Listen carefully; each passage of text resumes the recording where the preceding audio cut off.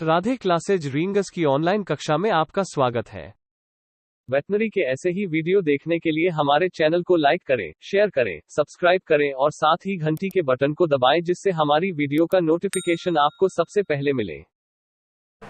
हाँ तो प्यारे विद्यार्थियों, आज हम पढ़ेंगे वेटनरी फिजियोलॉजी का एक और छोटा सा टॉपिक, जहाँ से हर एग्ज़ाम में एक सवाल ज़रूर आता है। और आप देखेंगे पशुधन सहायक भर्ती 2016, 2018 दोनों ही एग्ज़ाम्स में इसी टॉपिक से एक एक सवाल आया हुआ है। इसलिए हम लेते हैं आज वेटनरी फिजियोलॉजी का टॉपिक, जिसका नाम है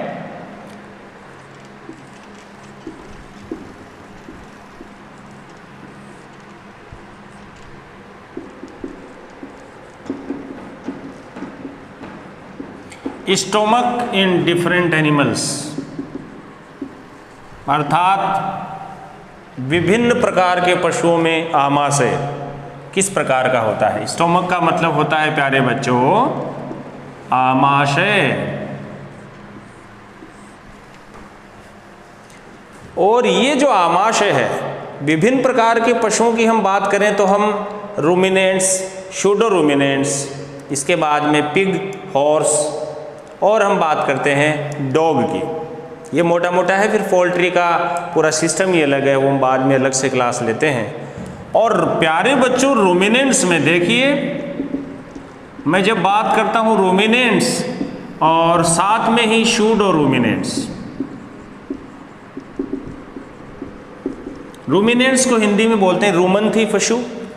रूमिनेंट्स इसके जो उदाहरण है मैं बार बार आपको बताता हूँ, गाय, भैंस, भेड़, बकरी, कैटल, बफेलो, शीप, गोट, इसके बाद में गाय, भैंस, भेड़, बकरी, हिरण, नीलगाय और जिराफ। हमेशा याद रखिए और बार बार बोलिए तो आपको याद रहेगा। ये सारे के सारे एग्जाम्पल रूमिनेंट्स के, गाय, भैंस, भेड़, बकरी, हिरण, नीलगाय और जिराफ। और शूडो रूमिनेंट्स के दो उदाहरण हैं जिनमें ऊंट और लामा, ऊंट और लामा।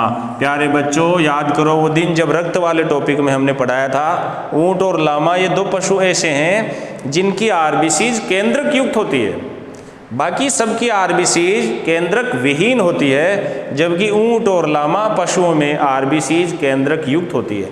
और खासकर पक्षियों में भी आरबीसीज केंद्रक युक्त होती है, वो हम बाद में बताएंगे।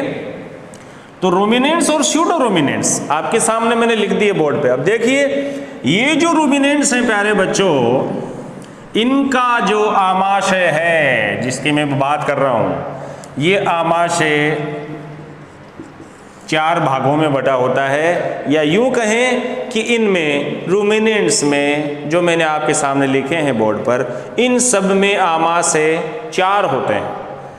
There are 4 stomachs in these animals.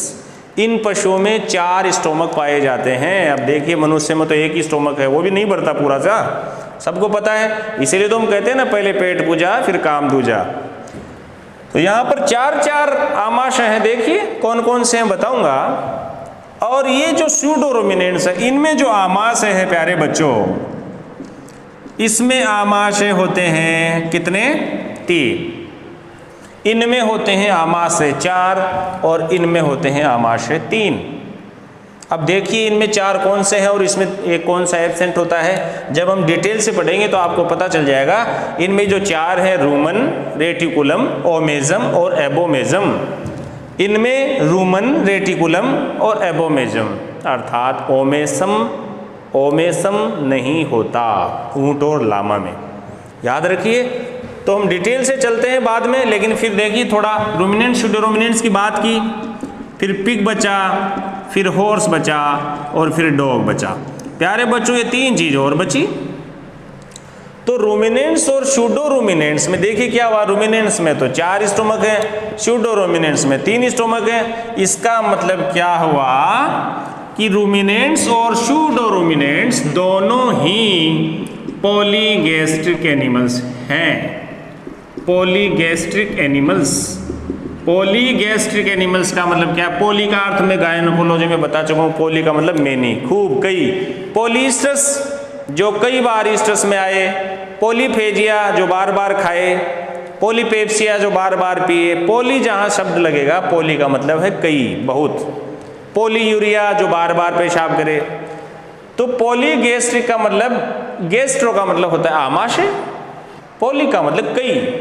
इसका मतलब क्या हुआ, पॉलीगैस्ट्रिक एनिमल्स का मतलब क्या हुआ, ऐसे पशु जिनमें आमाशय कई होते हैं, यानी एक से ज़्यादा होते हैं। अब कई होते हैं तो देखिए रूमिनेंट्स में तो 4 होते हैं और स्यूडोरुमिनेंट्स में 3 होते हैं, इसलिए रूमिनेंट्स और स्यूडोरुमिनेंट्स को हम कहते हैं पॉलीगैस्ट्रिक एनिमल, अर्थात जिनमें आमाशय कई होते हैं, एक न होकर एक से ज़्यादा, वो 3 या 4 भी हो सकते हैं, तो इन सब को हम बोलते हैं पॉलीगैस्ट्रिक एनिमल।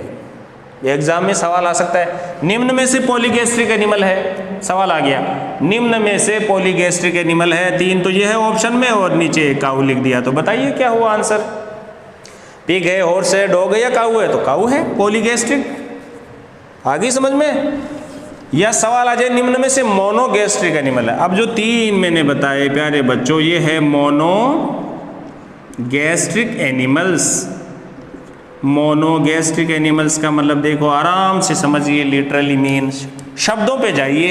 एनिमल्स का मतलब ऐसे पशु, गैस्ट्रो का मतलब आमाशय, मोनो का मतलब एक, ऐसे पशु जिनमें स्टोमक सिर्फ एक होता है, वो सब कहलाते हैं मोनोगैस्ट्रिक एनिमल्स। जिनमें है पिग, हॉर्स और डॉग, इनमें आमाशय सिर्फ एक होता है, तो इसलिए ये क्या हो गए, मोनोगैस्ट्रिक एनिमल। अब सवाल आ गया, बताइए निम्न में से मोनोगैस्ट्रिक एनिमल हैं, तो आपके सामने मैं ऑप्शन दे देता हूं, डीर,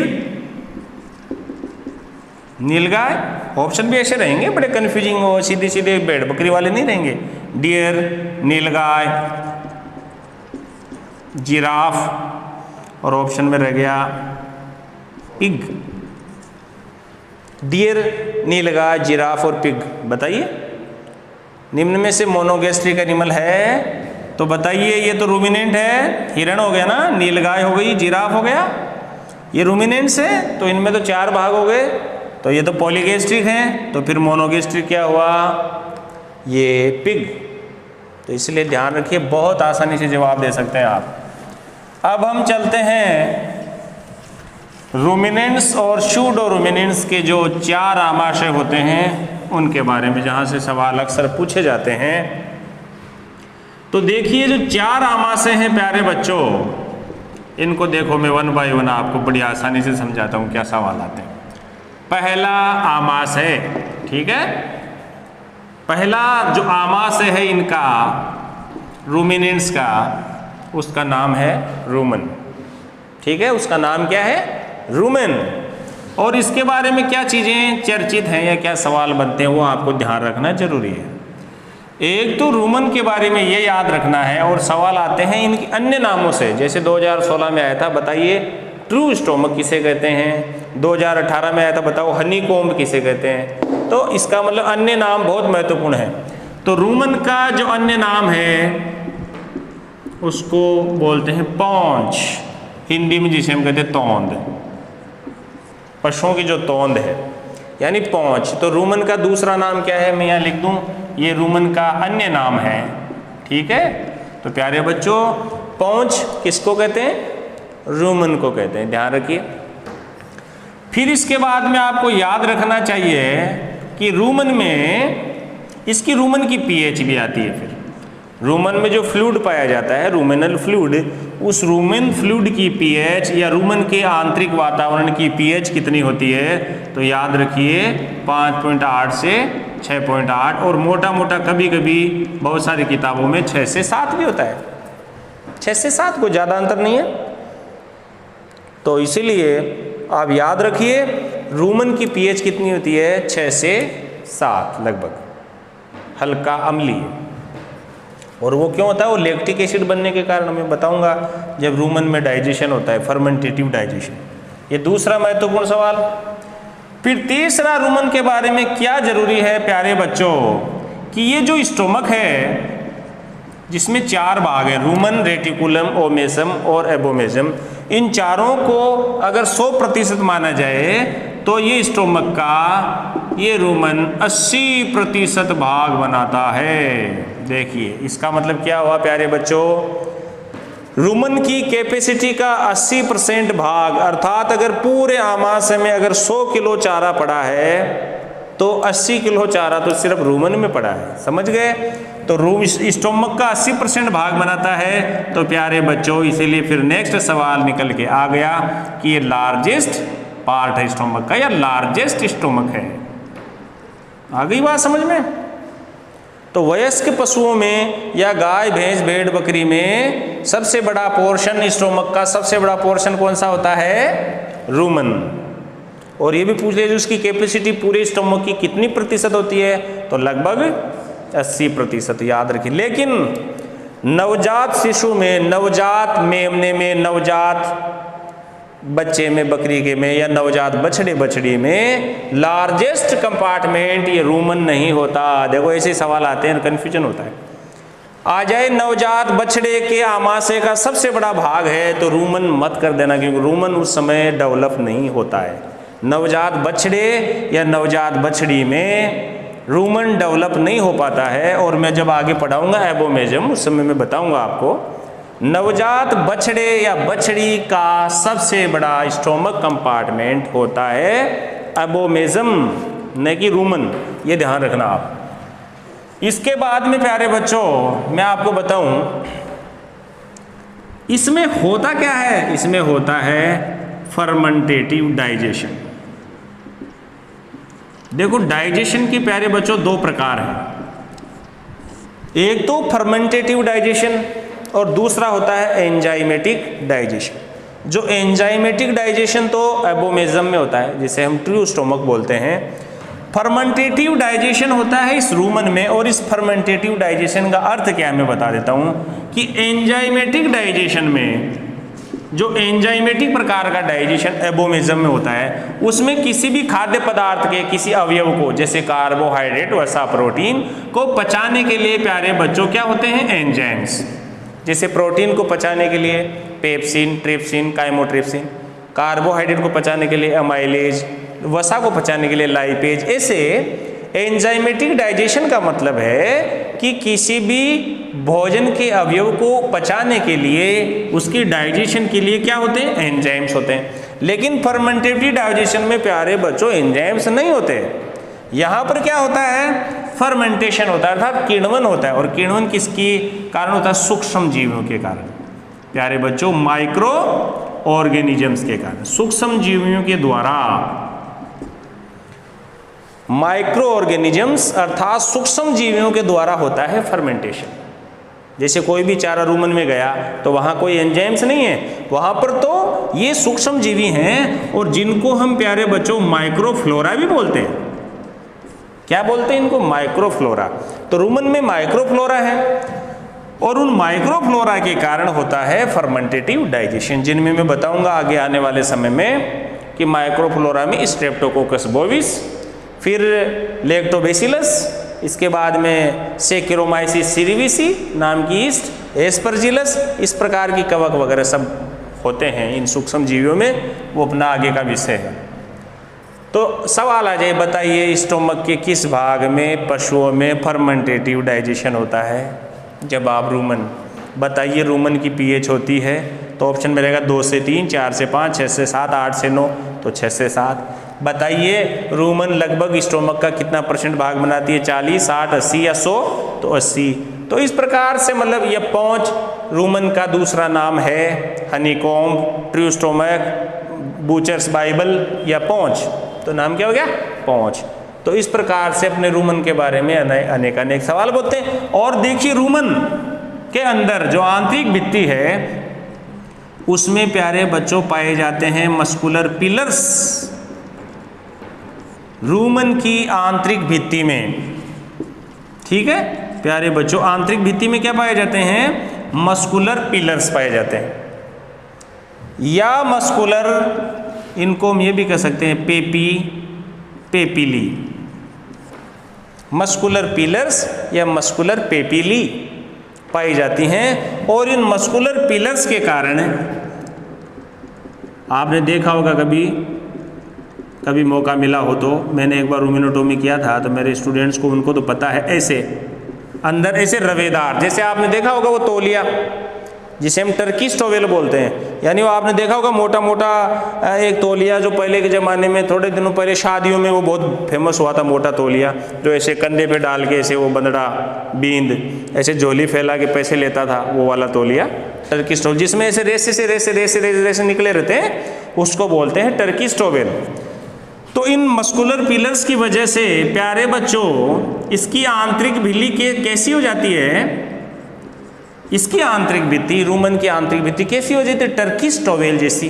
तो अब आपको पूछ लिया जाए, बताइए स्टोमक के किस भाग में, गाय भैंस की स्टोमक का किस भाग टर्किश टॉवेल जैसा होता है अंदर से, तो रूमन, वही जिसको मैंने अभी बताया, वो दूल्हा जो बींद होता है वो पैसे मांगता है। और प्यारे बच्चों याद रखिए, जीवन में वो एक ही समय आता है जब आदमी ऐसे भीख मांगता है, लेकिन फिर भी उसे भिखारी नहीं कहा जाता, फिर भी उसे दूल्हा या बींद ही कहा जाता है, बींद राजा ही कहा जाता है। भले ही वो किसी के सामने तौलिया लेके हाथ फैलाए, वो एक अलग बात है, लेकिन ध्यान रखिए टर्किश टॉवेल जो है वो अंदर से कौन होता है, रूमन होता है, ध्यान रखिए।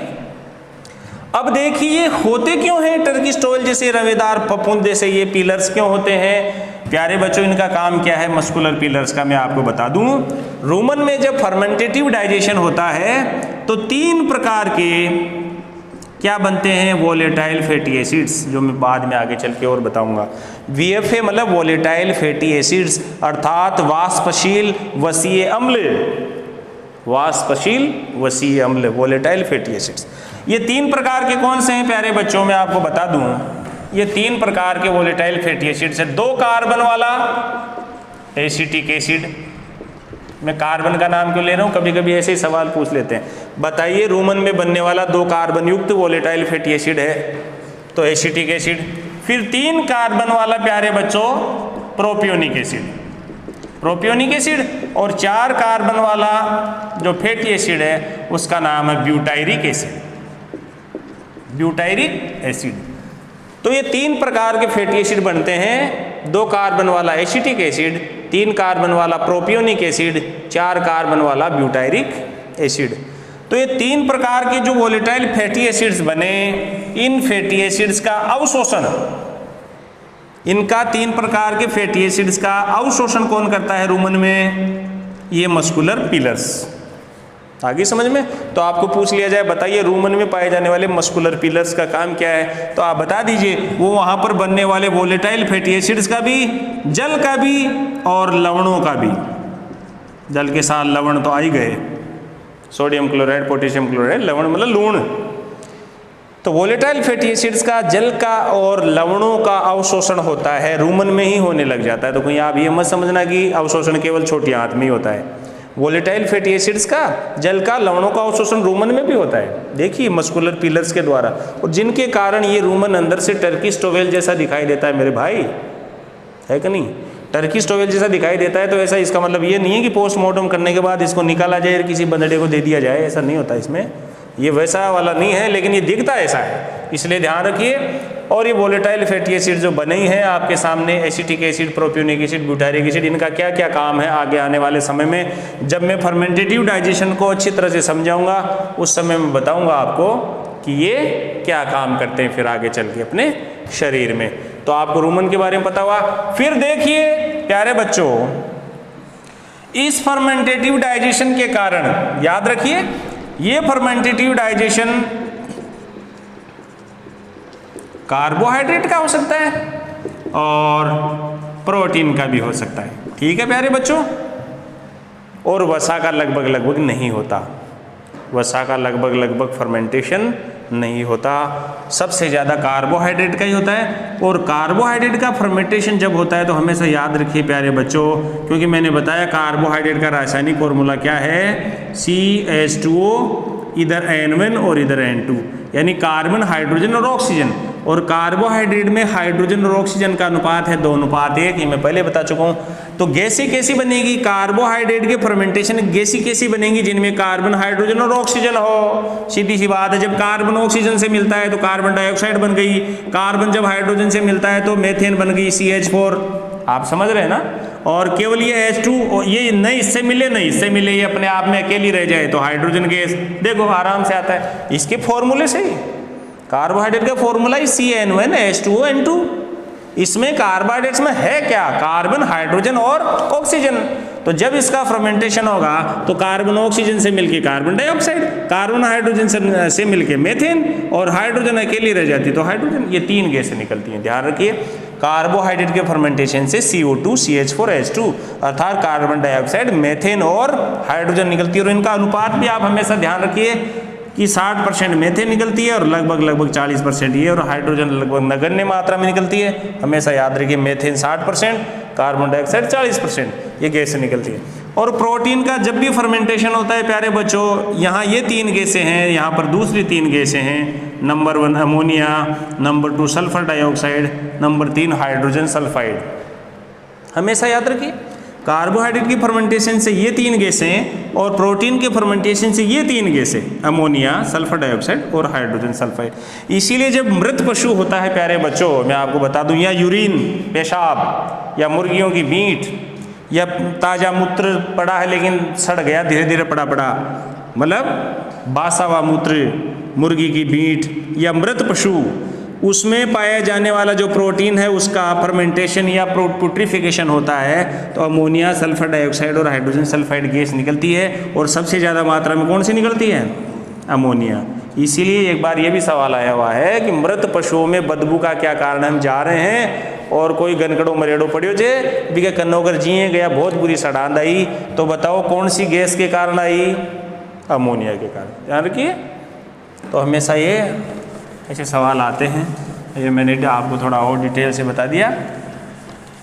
इस प्रकार आपके आमाशय का प्रथम भाग रूमन कंप्लीट हुआ।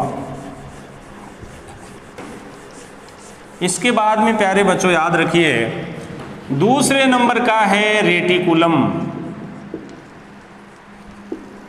दूसरे नंबर का है रेटिकुलम, और इसका अन्य नाम क्या है, ये आया हुआ है 2018 में, इसको हम बोलते हैं हनीकॉम्ब। प्यारे बच्चों हनीकॉम्ब का मतलब है मधुमक्खी का छत्ता। इस रेटिकुलम को हनीकॉम्ब इसीलिए बोलते हैं क्योंकि रेटिकुलम जैसे रूमन की आंतरिक परत, रूमन का आंतरिक वो कैसा लगता है, टर्किश टॉवेल जैसा, वैसे ही रेटिकुलम अंदर से कैसे लगता है, मधुमक्खी के छत्ते जैसा। तो मधुमक्खी के छत्ते जैसा लगने के कारण इसको हम बोलते हैं हनीकॉम्ब। और दूसरा नाम एक और है, इसको हम बोलते हैं हार्डवेयर स्टोमक। तो कभी कभी ये आ जाए सवाल प्यारे बच्चों, बताइए रूमिनेंट्स के स्टोमक के किस भाग को हार्डवेयर स्टोमक के नाम से जाना जाता है, तो रेटिकुलम। ये हार्डवेयर स्टोमक क्यों कहते हैं प्यारे बच्चों, हार्डवेयर का मतलब समझते हो ना, कठोर वस्तुएं, कठोर वस्तुएं। जैसे आपने कहा ना सॉफ्टवेयर हार्डवेयर कंप्यूटर में होता है जो, तो हार्डवेयर का मतलब कठोर चीजें, जैसे पत्थर है, लकड़ी है, आलपिन है, सुई है, और इस प्रकार की जो कठोर वस्तुएं हैं वो सारी की सारी कहाँ जमा हो जाती हैं, रेटिकुलम में। ध्यान रखिए, इसीलिए इसको बोलते हैं हार्डवेयर स्टोमक। यानी जो फॉरेन बॉडीज हैं वो कहाँ इकट्ठी हो जाती हैं, रेटिकुलम। इसलिए ध्यान रखिए प्यारे बच्चों, इसको हार्डवेयर क्यों कहते हैं, जो हार्ड फॉरेन बॉडीज हैं। इसलिए कभी कभी सवाल ये भी आता है, बताइए रूमिनेंट्स के स्टोमक के किस भाग में फॉरेन बॉडीज पाई जाती हैं, तो जवाब क्या हो गया, रेटिकुलम। ये भी हो गया ध्यान रखने वाली बात। इसके बाद में प्यारे बच्चों आपको इसके बारे में क्या याद रखना है कि इसमें एक ग्रूव पाई जाती है जिसे हम कहते हैं रेटिकुलर ग्रूव, या इसे दूसरा नाम भी कहते हैं, इसका दूसरा नाम भी है इसोफेजियल ग्रूव।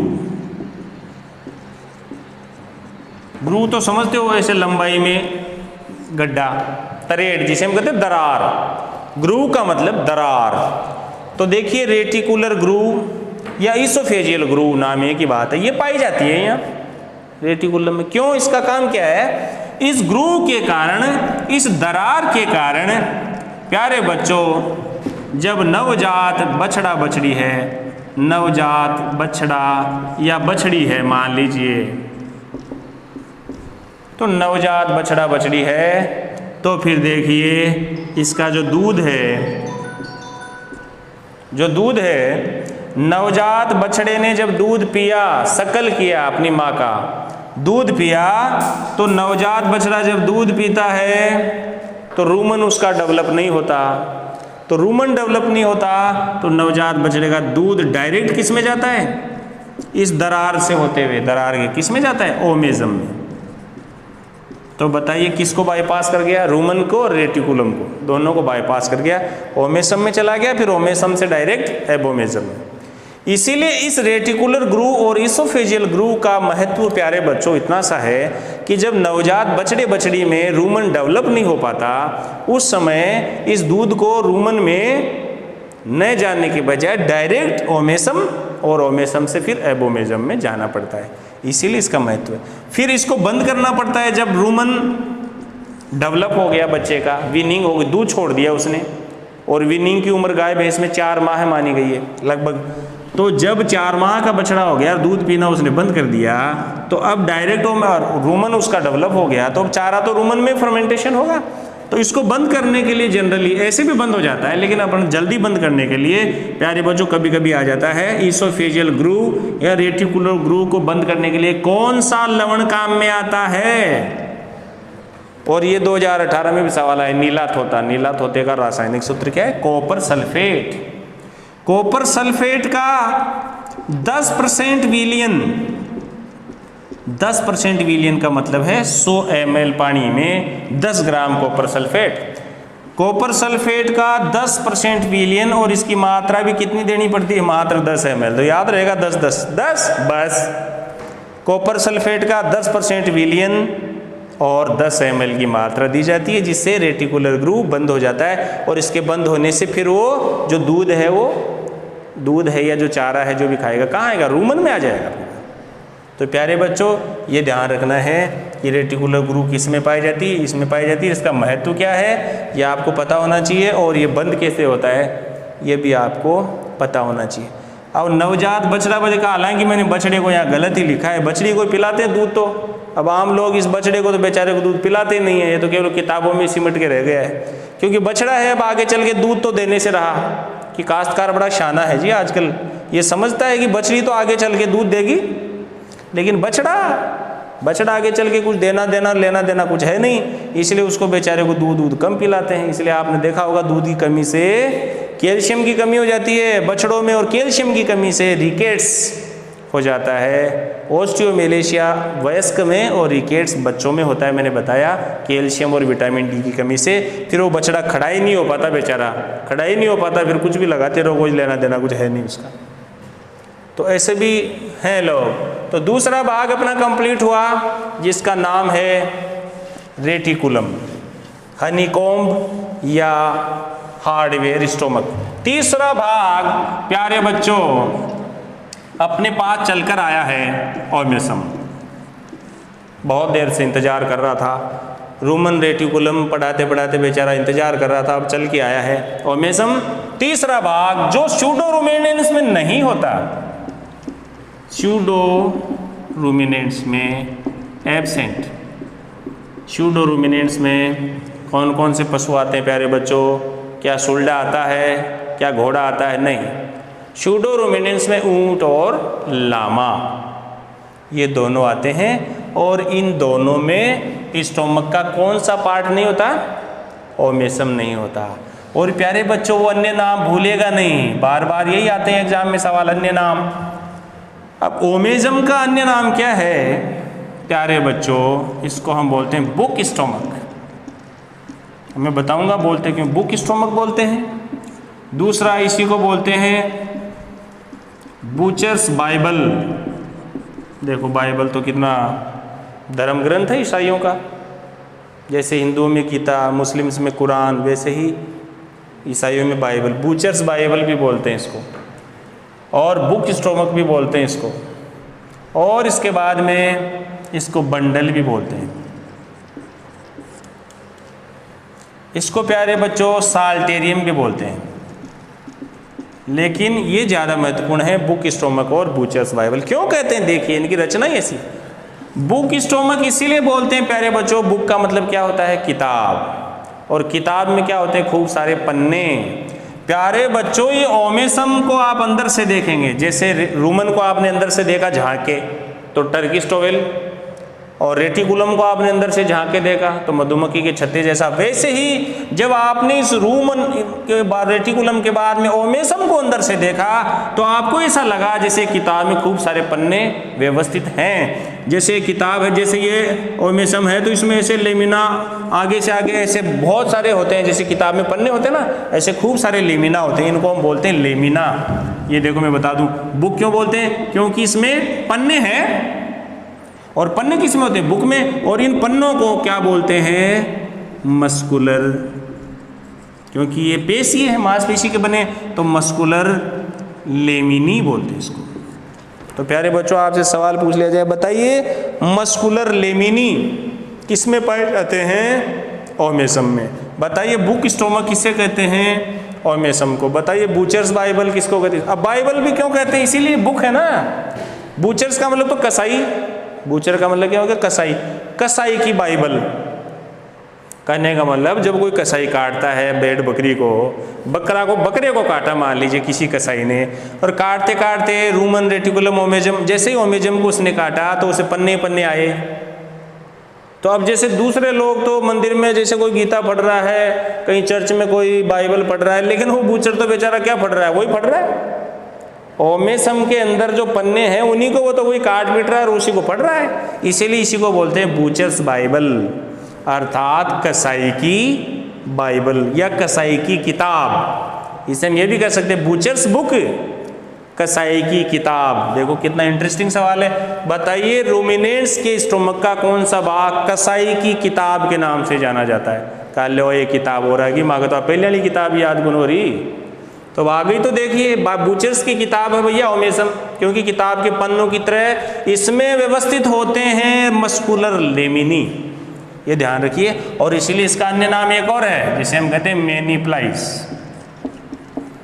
मेनीप्लाइस ये भी इस ओमेसम का अन्य नाम है। और इस ओमेसम में भी वोलेटाइल फैटी एसिड्स का, जल का और लवणों का अवशोषण होता है। ठीक है प्यारे बच्चों, तो तीसरे नंबर का बड़े इंतजार के बाद में खुद चलकर आया था और बहुत जल्दी ही चला गया आपके सामने ओमेसम। और चौथे नंबर पे एबोमेसम,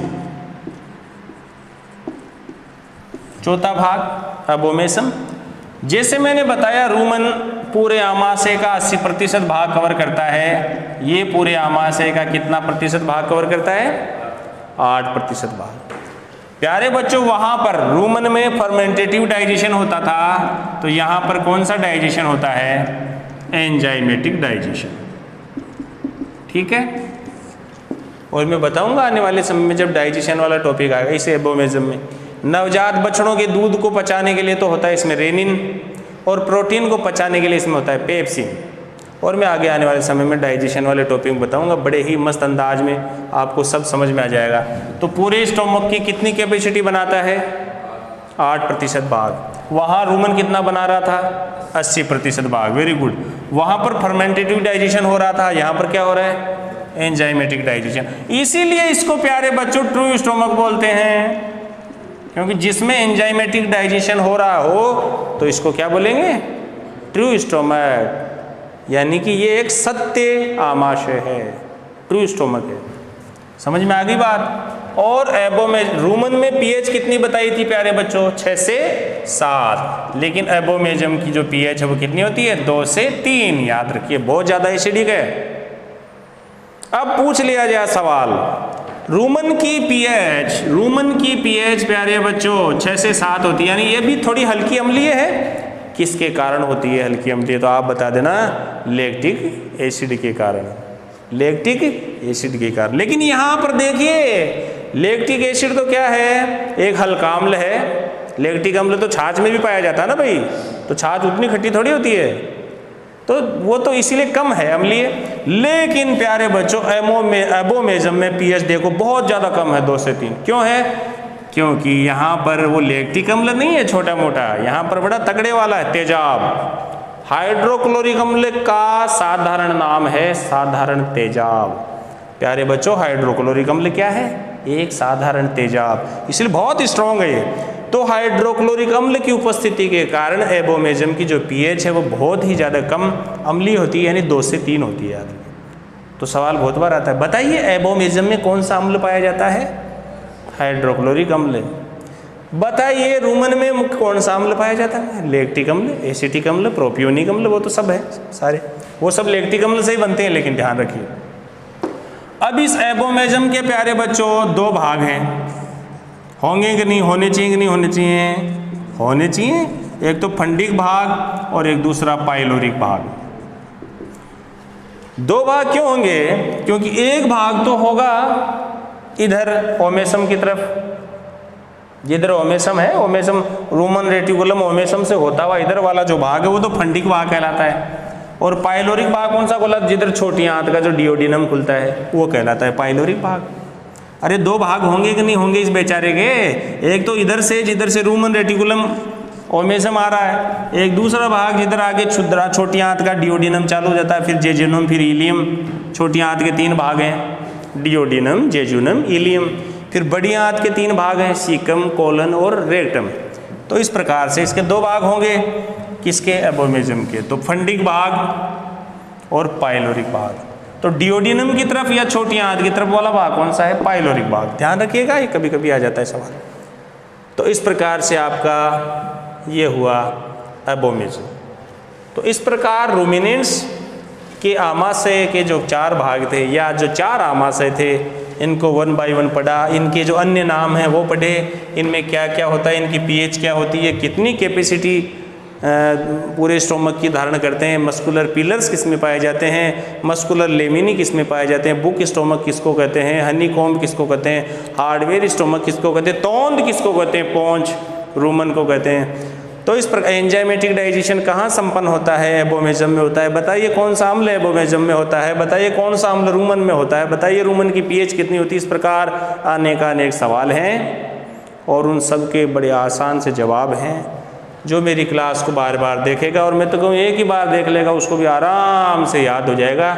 इसीलिए प्यारे बच्चों, Radhe classes rings YouTube channel को ज़्यादा से ज़्यादा सब्सक्राइब करें, ज़्यादा से ज़्यादा लाइक करें, ज़्यादा से ज़्यादा अपने दोस्तों में शेयर करें, और उस घंटे के निशान को ज़रूर दबाएँ। क्योंकि बाबा के जब दरबार में आप आते हैं, मंदिर में आते हैं, तो सबसे पहले घंटी दबा कर आते हैं। और ये विद्या माता भी एक प्रकार का मंदिर है। राधे क्लासेज में हम जो पढ़ाई करवा रहे हैं वो भी एक प्रकार का मंदिर है। इसलिए घंटी जरूर दबा कर आएँ, ध्यान रखिएगा आगे से। और हमारी इस क्लासेज को कोरोना काल में आप घर बैठे बैठे एंजॉय कर सकते हैं। एंजॉय कीजिए, मज़े कीजिए, सितारों की तरह चमकते रहिए, सितारों की तरह चमकते रहिए, फूलों की तरह महकते रहिए। बड़ी मुश्किल से मिली है ज़िंदगी, खुद भी हंसिए और हंसाते रहिए। बहुत बहुत धन्यवाद।